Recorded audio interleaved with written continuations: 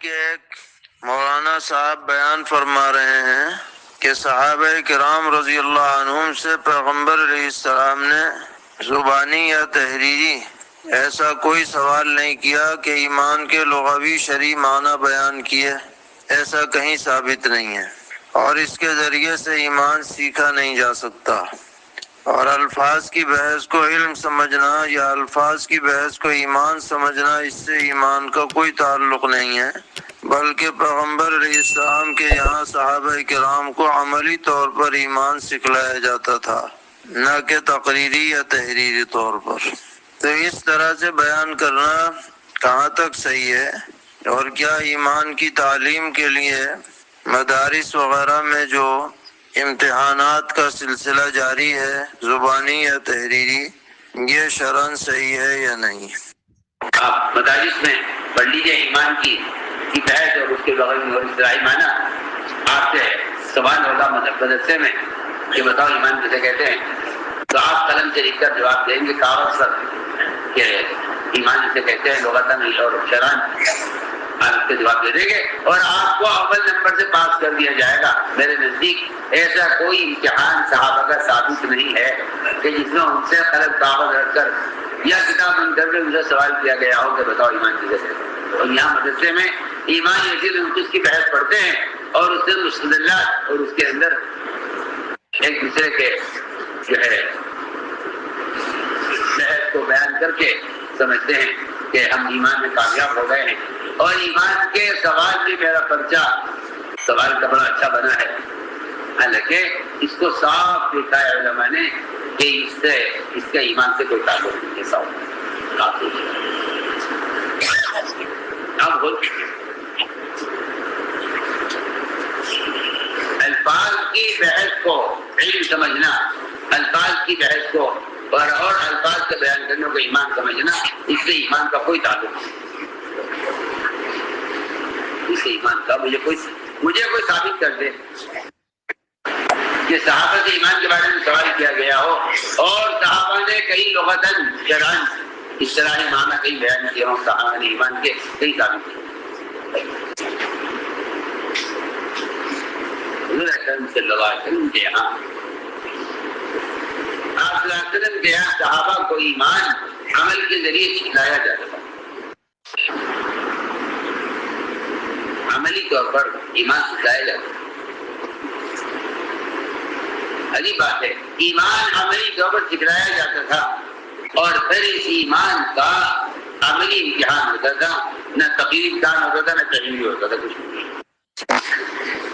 مدارس میں تقریری تحریری ایمان کا، میں تو بے تکلف آپ کو کہہ رہا ہوں، مدارس میں تقریری تحریری ایمان کا کوئی تعلق صحابہ کرام کے زمانے کے امتحان سے اور قرآن کی آیات اور احادیث بتا رہی ہیں کہ کہیں ثابت نہیں ہے کہ تقریری یا تحریری امتحان کہیں ہوا ہو، کہیں ثابت نہیں۔ میں آپ کو بہت ہی بنیادی بات کرتا ہوں، میں اور آپ ایمان کا تقریری جواب دے کر سمجھتے ہیں کہ ہم نے صحیح جواب دیا ہے تو یہ ہمارا ایمان ہے، حالانکہ ایمان کا تحریر سے، تقریر سے، الفاظ سے، بیان سے ایمان کا کوئی قطعاً جھوٹا بھی کوئی رشتہ نہیں ہے، کوئی تعلق نہیں۔ جواباً عرض ہے کہ بے شک ایمانی کیفیت کا تعلق دل سے ہے اور اس کی تکمیل آدمی کی عملی زندگی سے ہوتی ہے اور اس کے لیے محنت اور جد و جہد کی ضرورت پڑتی ہے اور اپنے دل کو ٹٹولنے کی ضرورت پڑتی ہے۔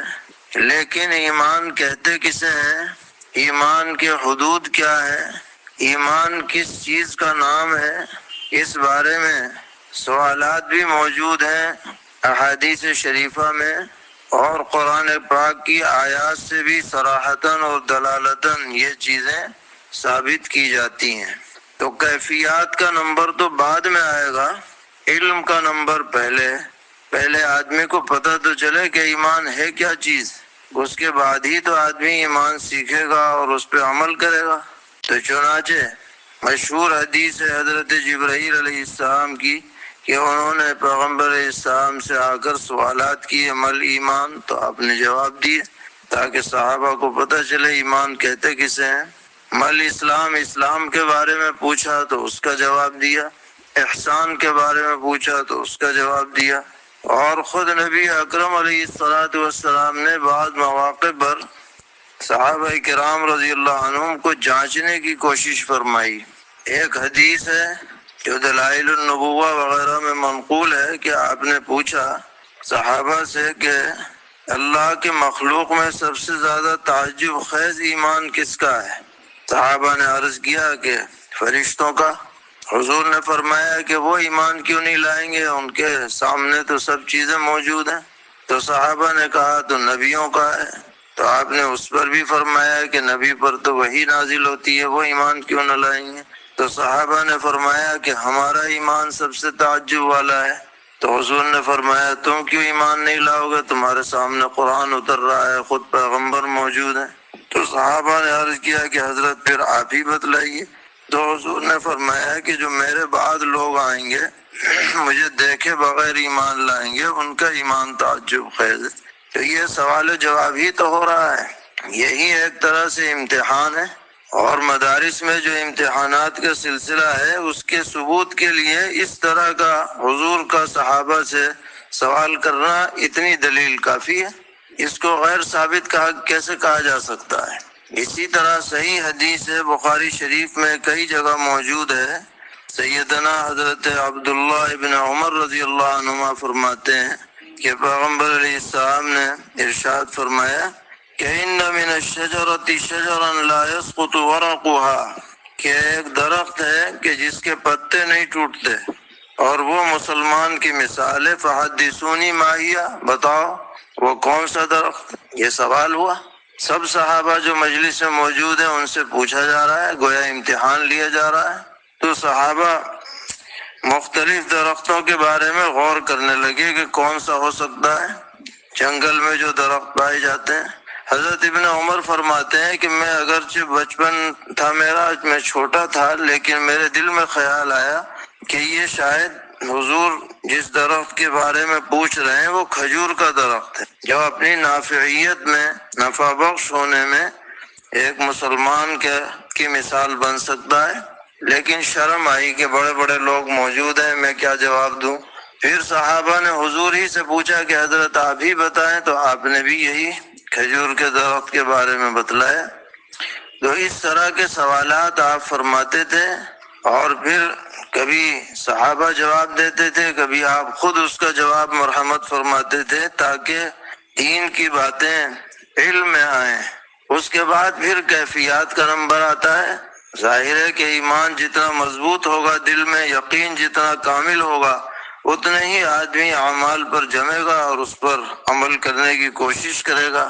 تو ایسی تعبیر بیان میں اختیار کرنا جو غلو پر مبنی ہو، خواہ مخواہ کی بحث چھیڑنے والی ہو، اور جس کی وجہ سے جو دیگر دین کی محنت کرنے والے حضرات ہیں ان کی محنتوں کی ناقدری ثابت ہوتی ہو، یہ بات ہرگز مناسب نہیں ہے، اور یہ اس طرح کی گفتگو فتنہ انگیزی کا سبب بنتی ہے۔